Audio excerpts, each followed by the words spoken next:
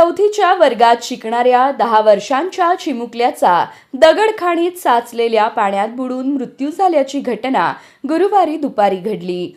यश हरी हब्बू असे मृत मुलाचे नाव असून तो मित्रांसोबत पोहण्यासाठी गेला असताना ही घटना घडली. पोहता येत नसताना तो पाण्यात उतरल्याने घसरून खोल पाण्यात पडला आणि काही क्षणातच बुडाला. मित्रांनी आरडाओरड केल्यावर परिसरात एकच खळबळ उडाली. दक्षिण सोलापूर तालुक्यातील कासेगाव जवळील गंगेवाडी येथील बंद पडलेल्या दगडखाणीमध्ये ही घटना घडली. सकाळची शाळा सुटल्यानंतर दुपारी 1च्या सुमारास यश आपल्या वर्गातील मित्रांसोबत खाणीत पोहण्यासाठी गेला होता.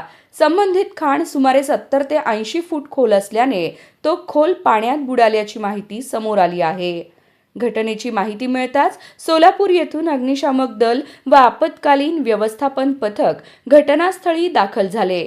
मात्र अंधार पडल्यामुळे सायंकाळी उशिरापर्यंत मृतदेह शोधण्यास अडचणी येत होत्या.